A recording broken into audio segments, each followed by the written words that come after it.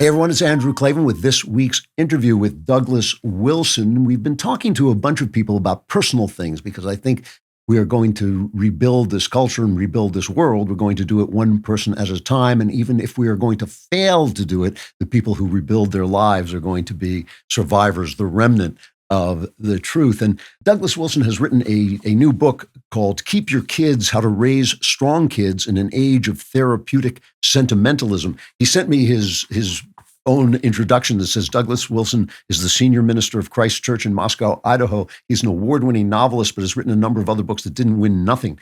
I think this book, as far as I know, hasn't won anything, but I read it and I enjoyed it very, very much. And one of the reasons I'm so interested in this, I've told you the story before, but I visited Douglas and his group in Moscow, Idaho, and was so impressed with how happy the young people were. And I remember just coming home and telling my wife about how just startlingly well-adjusted and content they all looked, and how well-educated and thoughtful they were. And so I think Douglas has a lot of cred with me, as well as the fact that I actually personally like him, and he's a man of culture and intelligence. This book has a really interesting subtitle. It's called Keep Your Kids, How to Raise Strong Kids in an Age of Therapeutic Sentimentalism. I was really captured by that because I'm really interested. I really believe that's a thing, but I'm wondering if you could define therapeutic sentimentalism. Sure thing. I've written a number of family books, marriage books, raising kids, but I realized I was listening to a book called Bad Therapy by Abigail Schreier. Oh, yes. Which is a really great book. Yes. And I realized that a lot of the stuff that I'd done, most of the stuff I'd done on family, was written back in normal times, before everything went nuts. It is a challenge to raise kids in a fallen world at any time.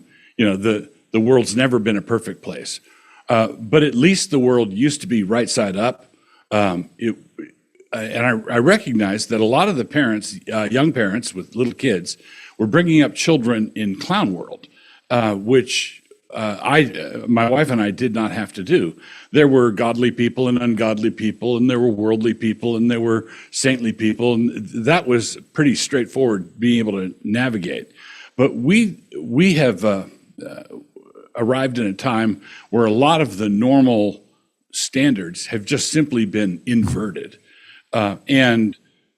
Isaiah says, woe to those who call good evil and evil good, who substitute light for darkness and darkness for light, sweet for bitter and bitter for sweet. So woe to those who make a photo negative out of the world.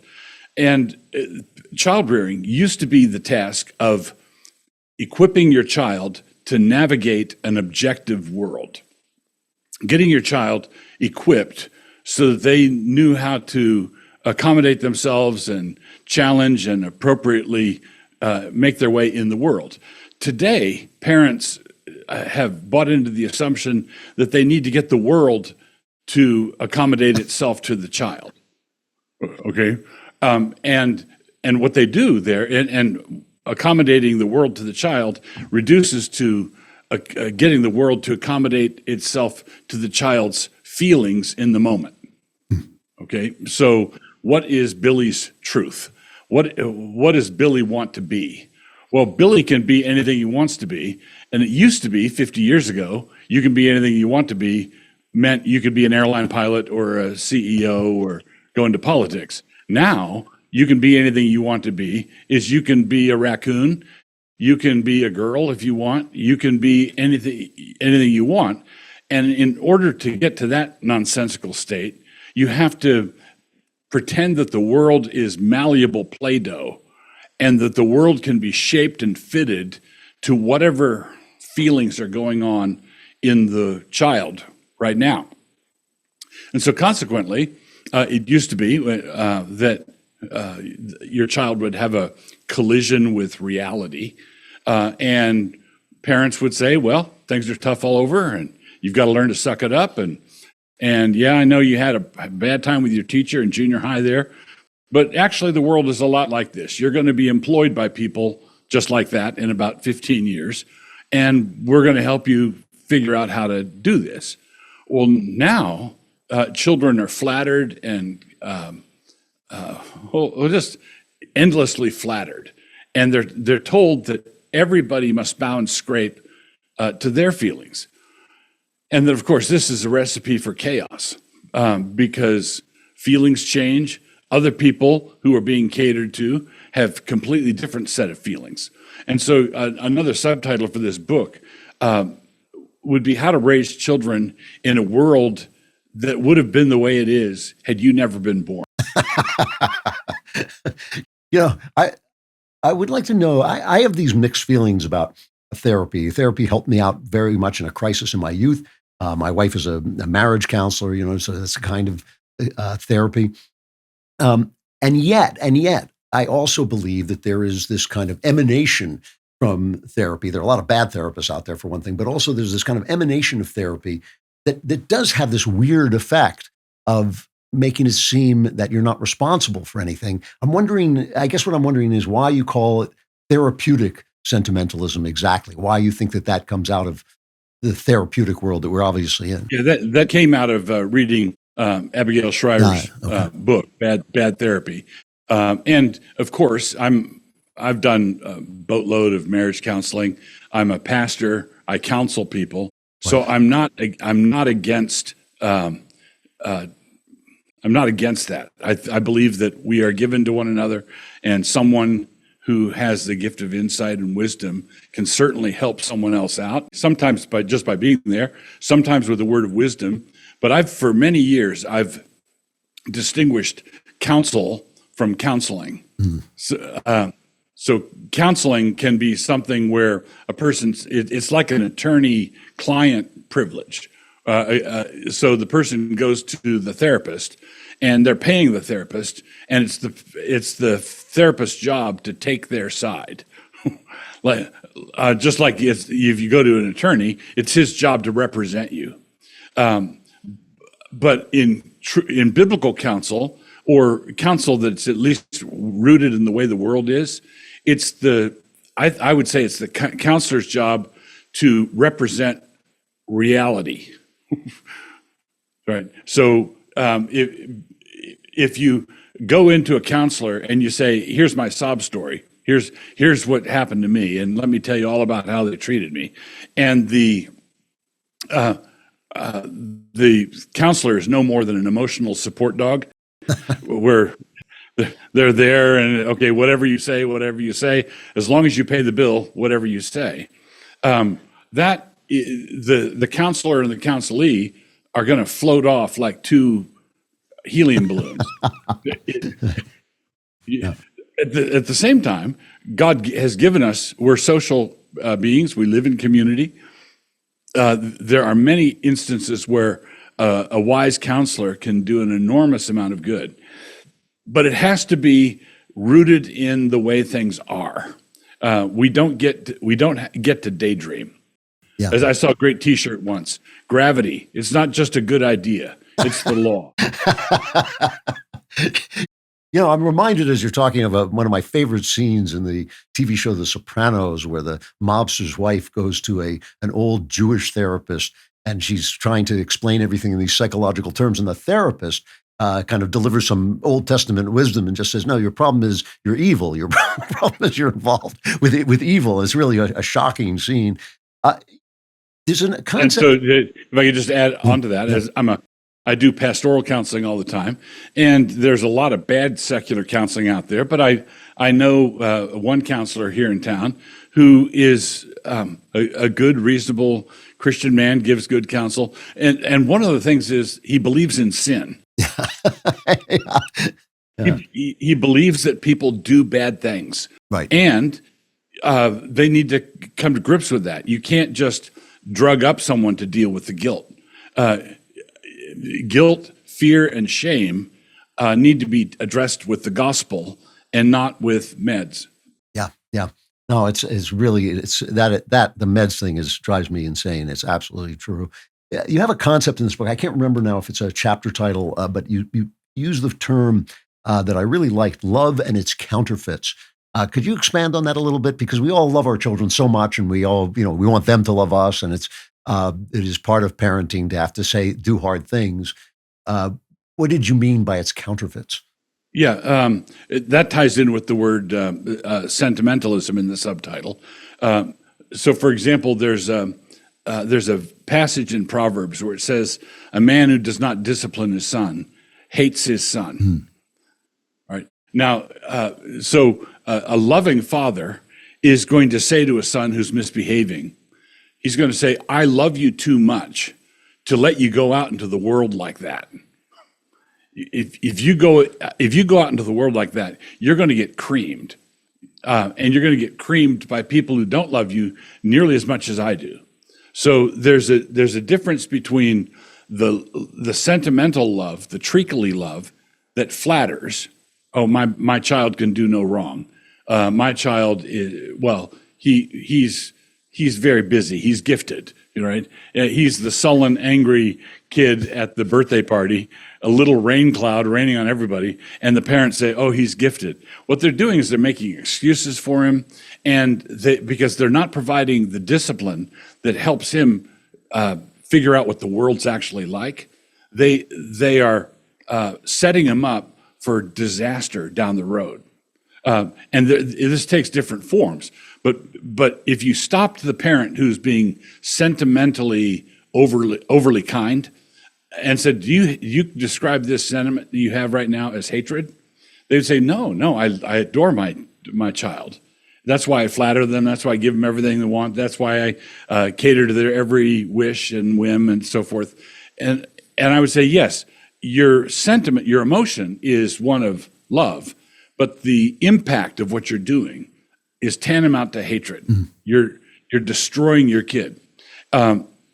And this to come at the same thing from another angle. One time, many years ago, I was teaching at our private Christian school. I was teaching a class, and there was a young boy, young black boy in the class who was kind of a pill, and he was not liked by the other kids, and he had trouble. He just had trouble.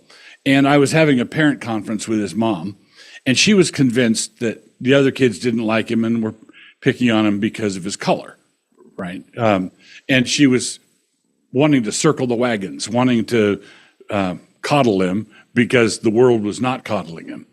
And I said I didn't dispute her take. I didn't think her take was accurate, but I didn't dispute it. But I did say, look, you're telling me that you believe that your son is growing up in a world where he's going to have to work twice as hard to get the same distance. That's what you think. You think the system is rigged against your son, and he's going to have to work twice as hard to get the same, achieve the same goals. And I said, I'm telling you as his teacher, he's currently working half as hard. Now, you're telling me that he's going to have to work twice as hard. I'm telling you that he's working half as hard, and that means you tell me what's going to happen to him when he goes out into the world. He is singularly ill-equipped to deal with what he's going to encounter there. And he's going to be ill-equipped because sentiment prevented parents from telling him to stand up straight and put on his big boy pants. Yeah. You know, most people are not getting all the fruits and vegetables they need. And the reason is it's almost impossible to do. I mean, the juice drips down your face, you're stuffing your thing. Don't even think about it. It's disgusting. But with Balance of Nature fruits and veggies, there is a convenient dietary supplement to ensure you get a wide variety of fruits and vegetables on a daily basis. If you think about it, how can you eat 31 different fruits and vegetables every day? Stop thinking about it now because it'll make you nauseous. Balance of Nature provides an on-the-go solution by taking 31 different fruits and vegetables, freeze-drying them, turning them into a powder, and then putting them into a capsule. It can't get more convenient than that. I take them every day, and that's why I look like I'm 35. All right, I may not look like I'm 35, maybe 40, but still, go to balanceofnature.com. Use it, try it for yourself. Use promo code Klavan. You'll get 35% off your first order as a preferred customer. Plus, you'll get a free bottle of fiber and spice. That's balanceofnature.com, promo code Klavan. You do not want that juice dripping down your face. You just want to know how to spell Klavan to get that deal, Klavan. No, this is my wife used to say this all the time. And if you don't teach your kid manners, adults will dislike them, and that's not going to go well for them, especially as they move up in the world and want to get hired and all. Yeah, I love you too much to let that happen. Yeah, yeah. Now, obviously, one of the things that is at the core of our dysfunction right now is this absolute chaotic confusion about gender, and which from people our age, I think, is just appalling. I mean, you sit there and think like, this is the central reality of the human experience, or is central to the reality of the human experience, and people are confused about things that everybody has always known. What do you teach your kids? I mean, you've got grandkids, you've got great grandkids. What do you teach your kids about gender specifically? Is there something that you say to them about the fact that they're girls or boys that they can keep with them as they go forward and come into this chaos of this crazed philosophy? Yeah, it begins by modeling it in the home, where dad is dad and mom is mom. Yeah. And, kids are going to be picking up on a bunch of those signals because we learn by imitation. Yeah. Our central learning mechanism, that's how we learn to talk. And, that's why we have accents. That's why we have the speech patterns we do, is we learn by imitation. So if mom and dad are secure in their roles, and they are clearly defined roles, not watertight roles, because clearly defined roles, just incidentally, that's what makes a gift possible, right? So when the husband does the dishes or the wife mows the lawn, the stereotypical roles are there, and everybody has a sense of stability from them.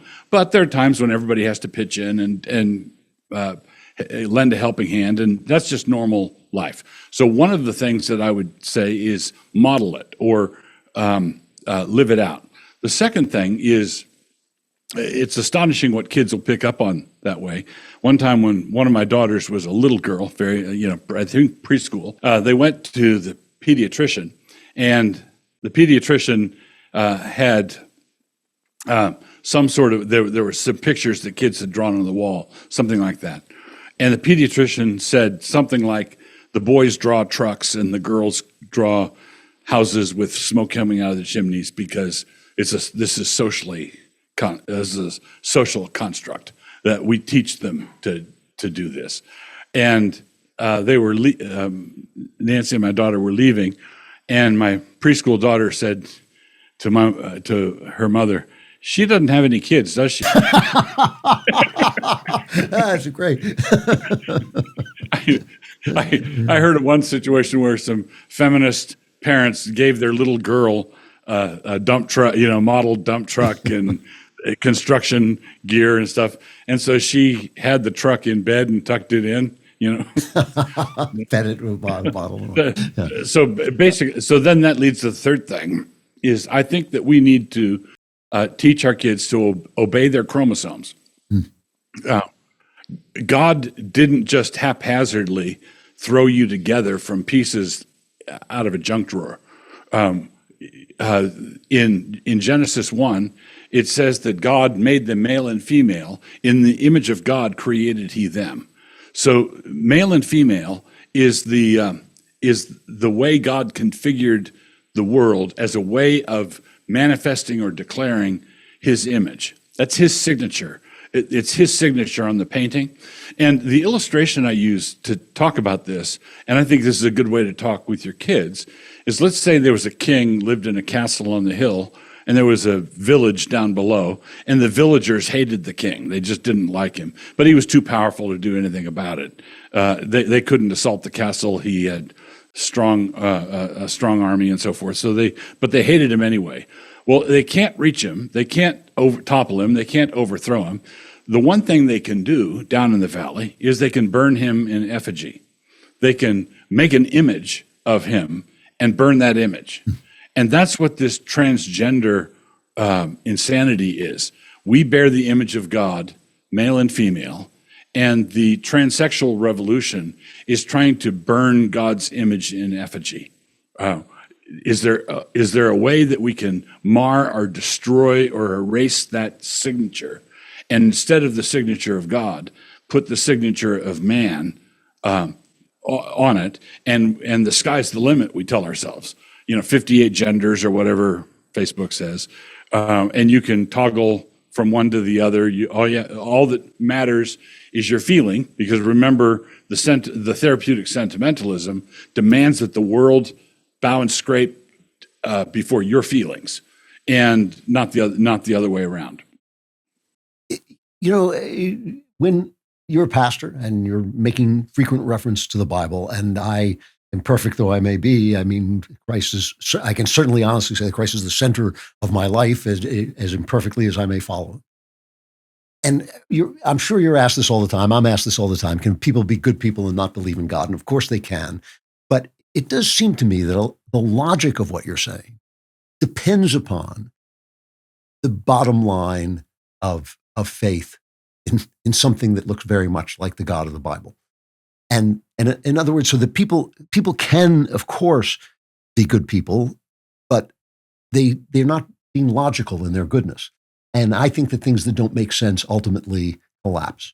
This concerns me, because the things, when you're saying these things, I'm nodding and they make perfect sense to me. And I'm saying, yes, that follows logically.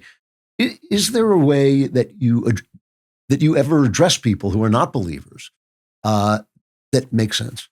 Yeah. So here, I think you put your finger on it. Let's say, in a thought experiment, let's say I lived next door. My next door neighbor was an atheist and didn't believe in God at all.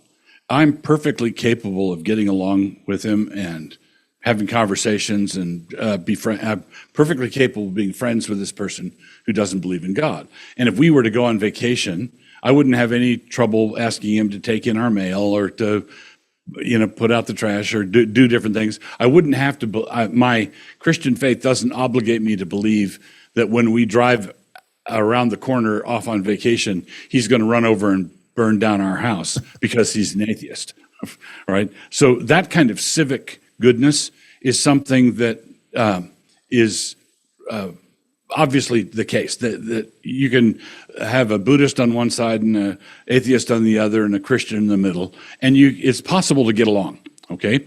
But this is the thing. In a conversation with that atheist, he could do all sorts of decent things for me.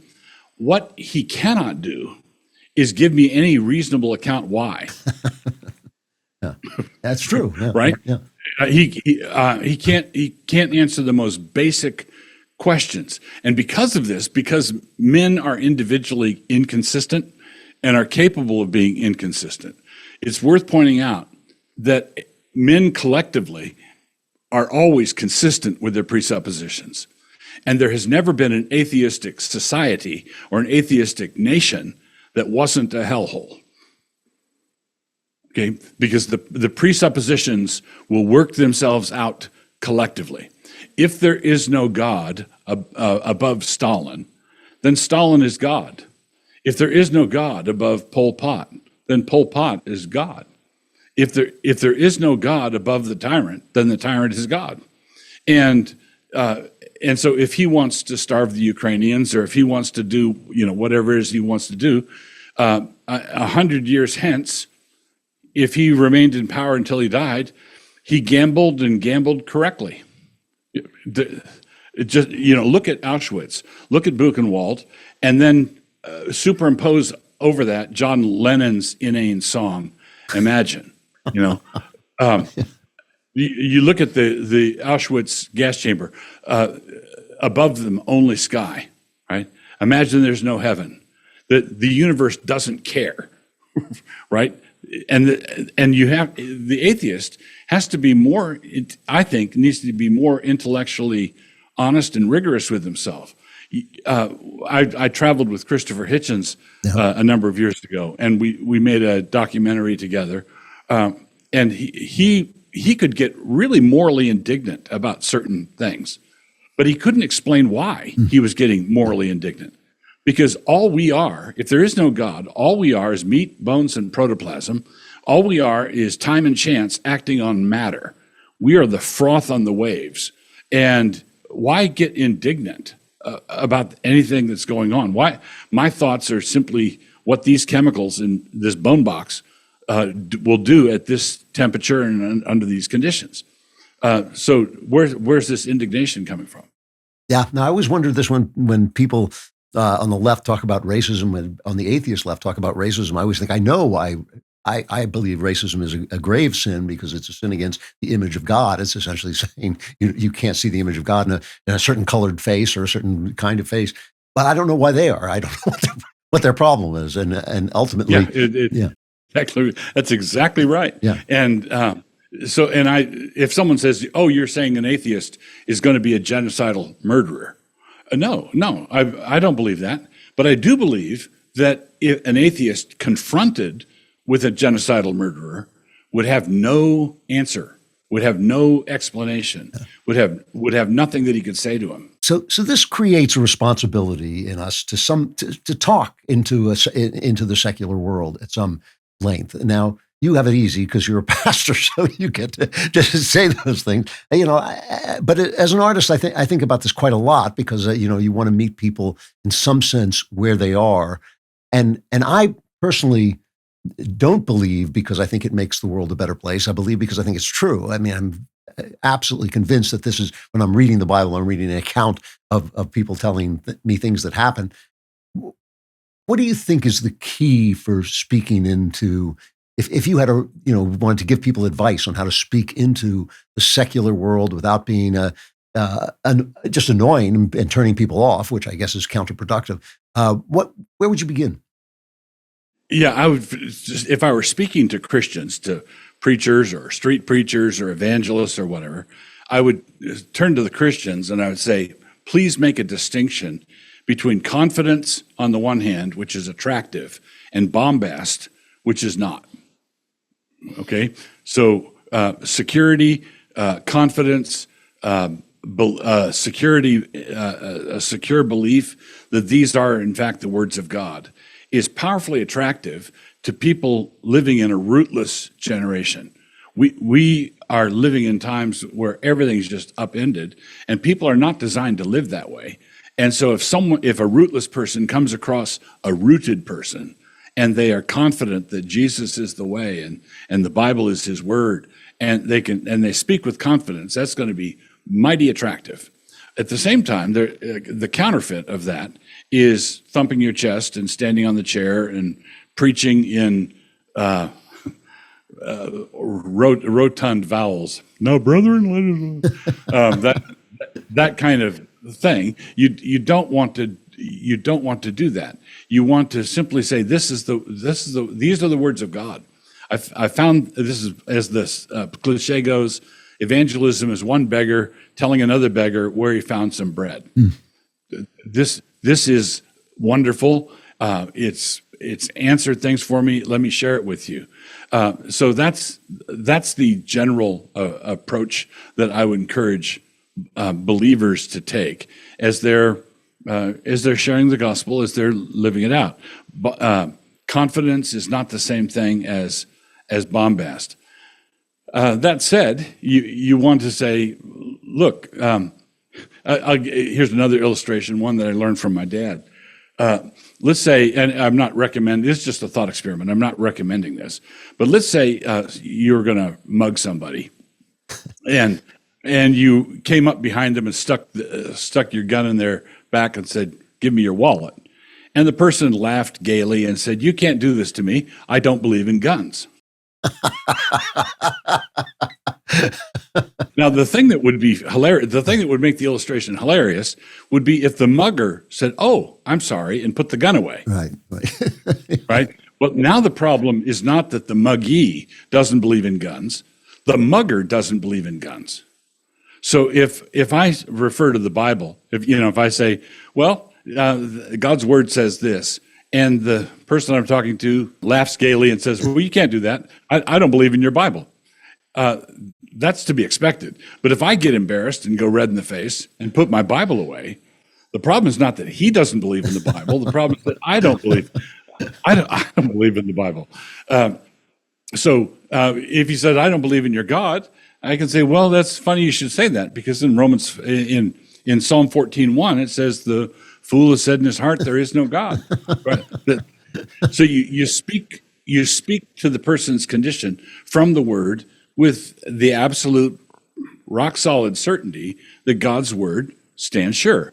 God God's word doesn't change. Man's word changes all the time.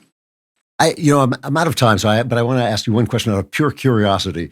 I recently saw a film by Clint Eastwood, probably his last film, called Juror Number Two, which I thought was a wonderfully religious film, which has nothing to do with God at any point, except at one moment, one crucial moment, when a lawyer looks at the state seal and it says, "In God we trust," and Clint focuses on those words, so you know that that's what she's thinking in that moment. And I just thought that's wonderful. That's what a wonderful way to pull this off. And I don't even know what Clint Eastwood believes, but is there a movie or a book that comes to mind that you just think speaks into the secular world with great expertise and power? You just have to name it, because like I said, I'm out of. I would say Peace Like a River by Leif Wenger. Yeah. I would say that is a book that will move you. Yeah, very much.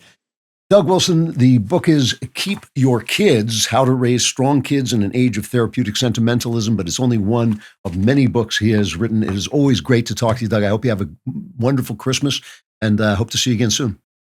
God bless. Always good to talk to Doug Wilson. He has a lot of common sense, very culturally minded, very, very much paying attention to the world as it actually is, instead of the world as we would all prefer it to be. I hope he has a Merry Christmas, and I hope you have a Merry Christmas. There will be no Andrew Klavan Show Christmas week, but I'll be back on January 3rd in the new year. I hope you will be there, because I'll be there. And if you're not there, I'll just be talking to myself, which would be absurd. So I'll see you then. Have a Merry, Merry Christmas, a Happy New Year, and I'll see you in the new year.